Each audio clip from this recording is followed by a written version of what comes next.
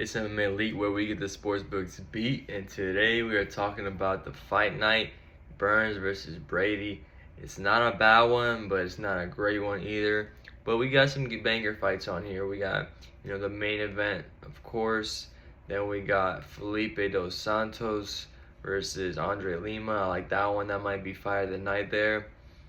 Yizha versus Gabriel Santos. Santos is a dog. I like him. So yeah, it's not too bad, not too bad. But before I get into my picks, I just want to go ahead and say, go ahead and join my Discord, yo. 100% free. It's a great place to be. 150 members deep right now, all right? And we're growing every single day. We're always talking about our picks, our opinions, who's gonna win, who's gonna lose. So if you want to go ahead and do that, feel free. It's a great place to be, and I'm always replying to everybody. But enough of that. We're gonna get straight into the picks. We got Ramaska versus Fletcher for the first fight. Both these guys are making their debuts. Fletcher fights out of Cage Warriors. That's where he's coming from. A lot of good fighters from there. And then we got Ramaska, whose fights out of Blade Fights. I'm not sure what that is. Never heard of it. But Ramaska's the more well-rounded fighter. He's got 5 KOs, 4 subs, compared to Fletcher, who's more of a submission artist. He has 6 subs, 1 KO.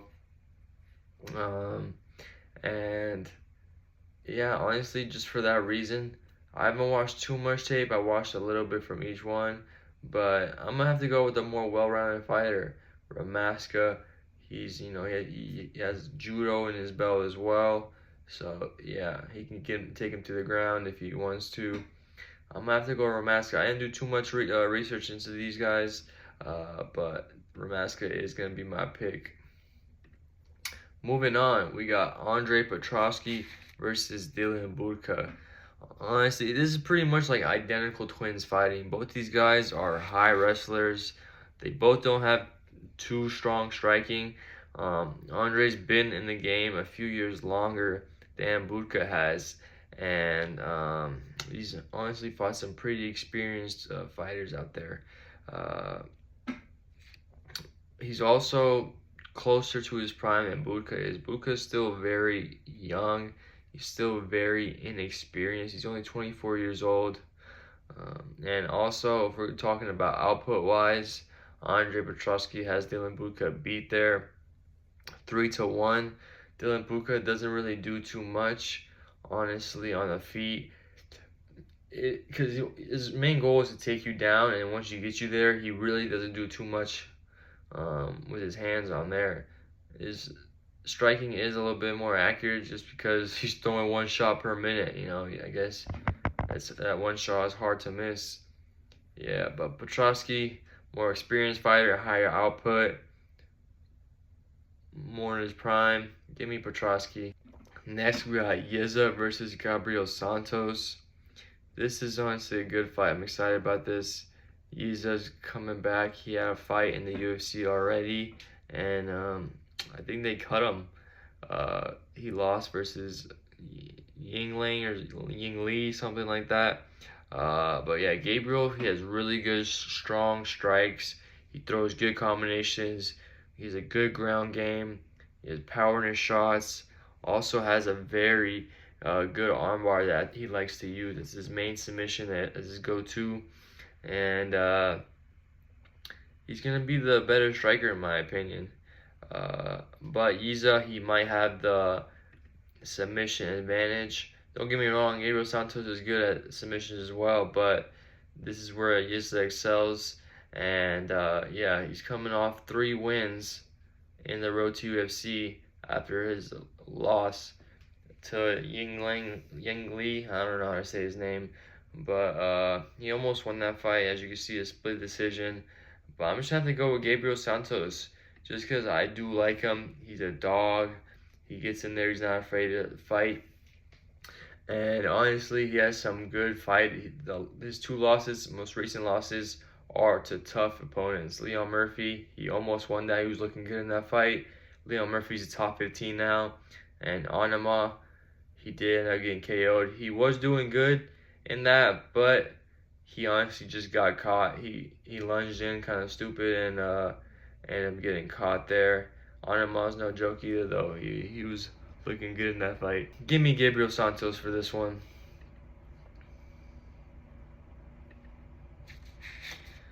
Andre Lima versus Felipe dos Santos. This is gonna be a banger, bro. This is gonna be fight of the night, in my opinion.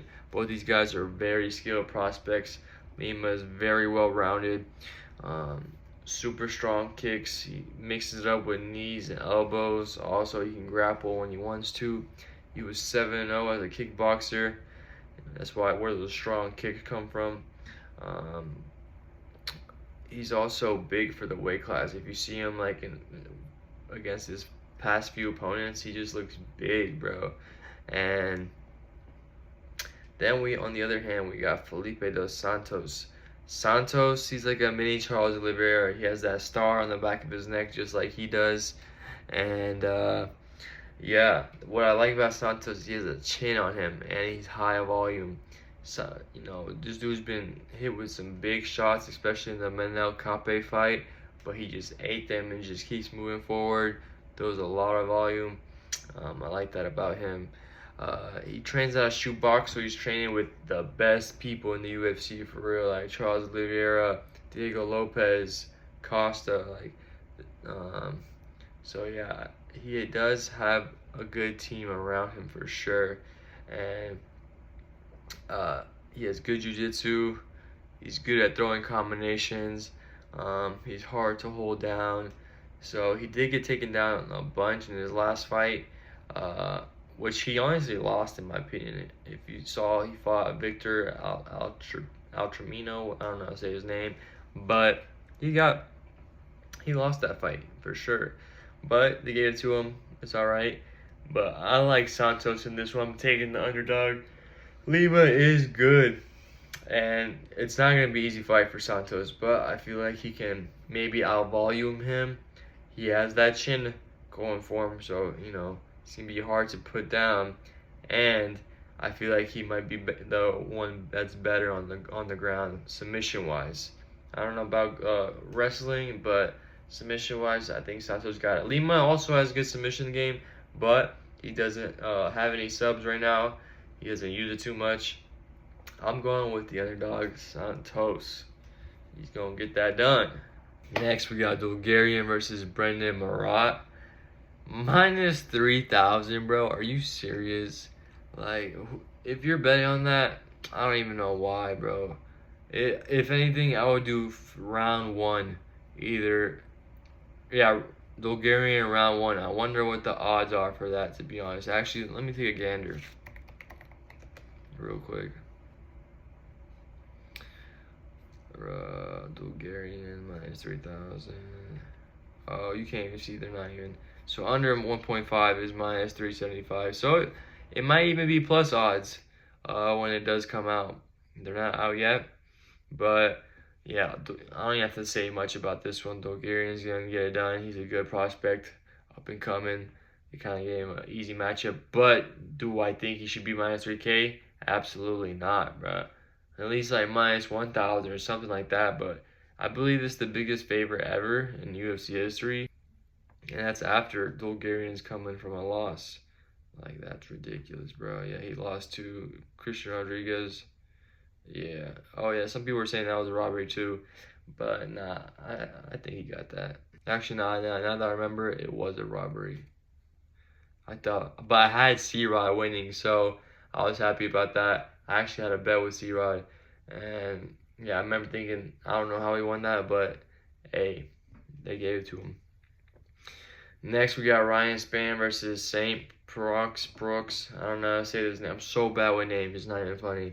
But Ryan Spann, this dude, he's a little bit fluky sometimes, you know. He lost that fight to Anthony Smith. He got a split decision. Some people say he won that fight.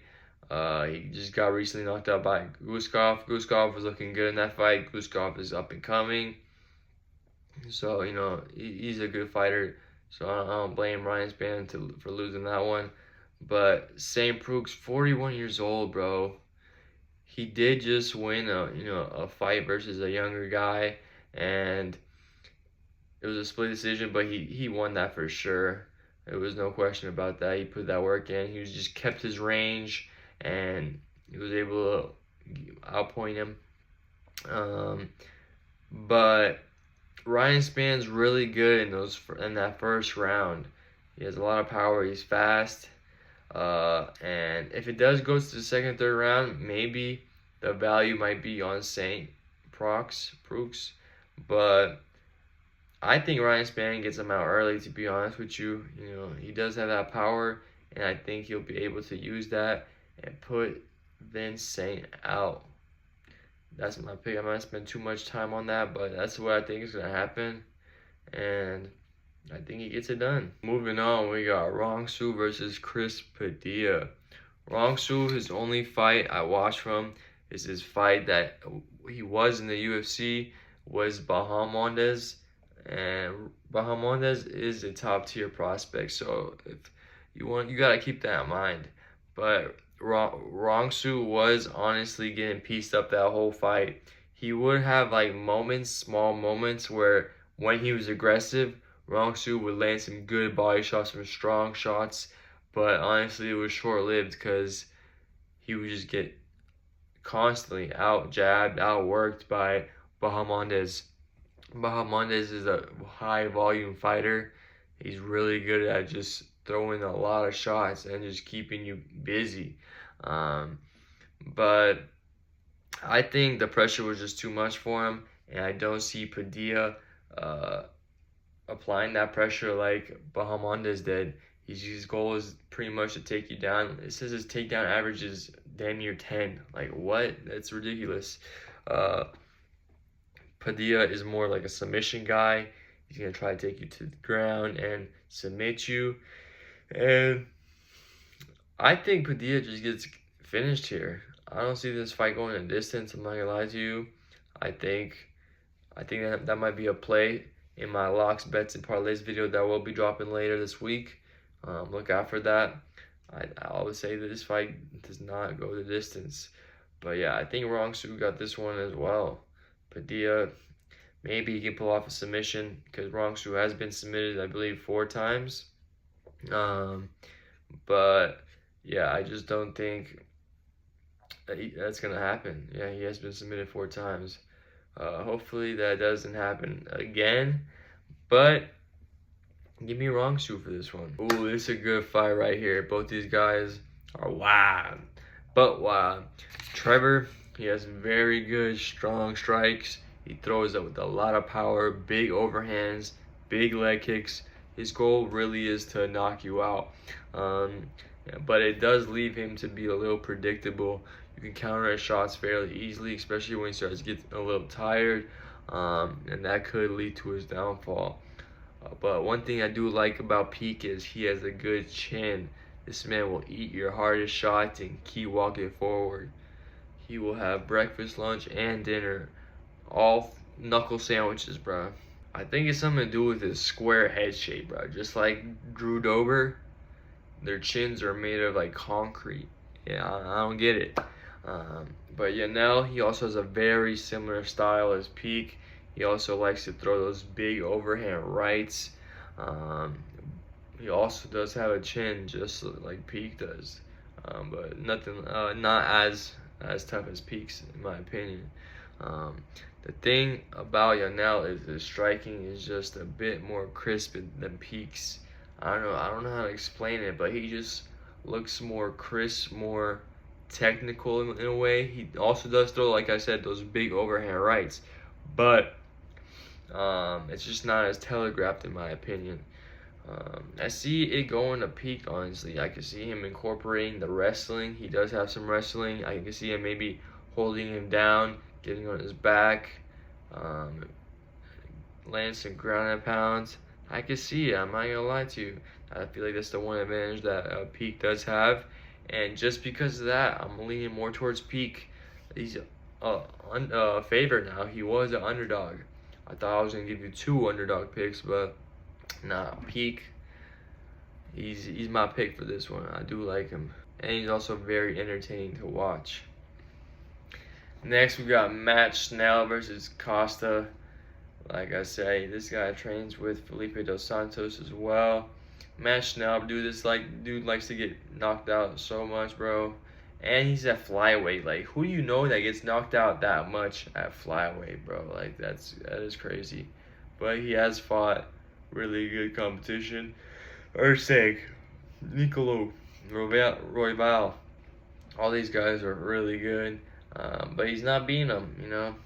And then we got Costa. This dude also likes to knock people out a lot. Look at that. He's knocked out Gomez. He's knocked out Jimmy Flick. Knocked out Borjas. But as you can see, anytime he fights that next level competition, he doesn't win. Steve Issac, Albazi. You know, both those guys are really, you know, top 10. And he's not beating them. But it's a easy lock in my opinion. Costa, I say he knocks out Schnell. Schnell's gonna have 6 KOs to his losses, which is unfortunate. But yeah, maybe he could get a sub. But now Costa's got that Brazilian Jiu-Jitsu as well.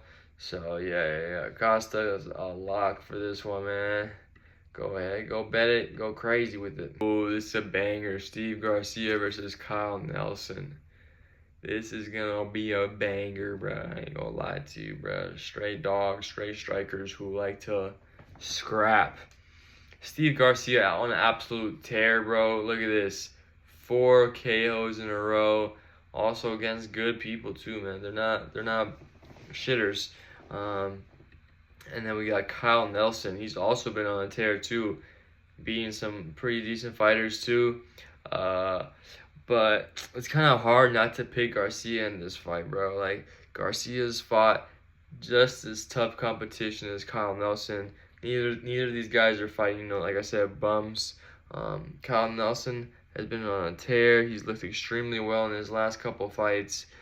He keeps his head up good. He's more of a counterpuncher. That's where I'm worried for Steve Garcia, because Steve Garcia can get a little bit wild, and when he did get caught by Mahaste, I don't know, say his name, bro. But yeah, he did get caught because he just lunged in kind of too wild, and that dude caught him. And I could see Kyle Nelson maybe doing the same thing, but I just can't count Costa out. This dude hits too hard, and he's very aggressive. So I'm going to have to go with Steve Garcia. Next, we got the last fight of the evening. We got Burns versus Brady, bro. Gilbert versus Brady is a perfect matchup. Both these guys have a similar style. Both of them are very good at jiu-jitsu. Both have a grappling heavy base. Gilbert has pretty good striking, I'm not gonna lie, but it is a little slow. Especially maybe it's because of his age. He is getting to that. He's 38 years old now. He does have a nice overhand right that he likes to land, especially on his last few opponents. Bilal Muhammad, he was laying that on him, even though he was getting pieced up. But he did have an injury that fight. Also, who else did he fight? JDM, he was landing some overhands on him as well. But Sean Brady, on the other hand, his striking is also, I wouldn't say it's as good as Burns, to be honest. But that's just in my opinion. But I do feel like Brady's grappling is better than Burns. Burns can actually take you down Brady can actually take you down compared to Burns, who when he takes his opponents down, they do end up getting up a lot of the time. Gilbert also has fought a lot better competition than Brady. That's just because, you know, he's given more chances. He's been he's a more veteran in the game, so he's gotten to that level of competition. Sean Brady, he just fought Kevin Gastelum, so he is slowly starting to step it up in that competition way. But I don't know if you saw, but after Sean Brady beat Kevin Gastelum and straight dominated, he said that that's what he's gonna do moving forward from every fight. Just take you to the ground and just hug you, bruh. He said that worked very good for him, and that's what he's gonna do moving on. So we know his game plan. To be honest with you guys, I was originally gonna bet on Burns, just because I feel like he has that experience and all that. But I'm gonna have to go with Brady just because he's gonna be the better grappler in my opinion. His takedown defense is gonna be a lot better than Burns. Burns does have some nice trips that he does to get you down to the ground, but like I said, he doesn't hold his opponents down the best, and I feel like Burns' takedown defense honestly isn't too good. I actually looked it up and it said 50%, which is disgusting. But you can see it in his fights too. He does get taken down fairly easily. Also, after Brady's last fight, like I mentioned, he said he's just gonna keep grappling, and that's gonna, I feel like, gonna win him the fight in this one. It is 5 rounds. Burns does have the more experience in that department, but I'm just gonna have to go with Brady. I'm sorry, Burns. But that does wrap up this whole video. If you guys did enjoy it, please leave a like, comment, and subscribe for me. Please, it helps the channel out a lot. I'm trying to grow. And like I said, man, go ahead and join my Discord. All these members are joining because it's free and the value is there. You know, what's better than free? Free information to make money, you feel me? We're cashing out. We went crazy last weekend. We're going crazy this weekend. So yeah, go ahead and leave that like, and I'll see you in the next one. Peace.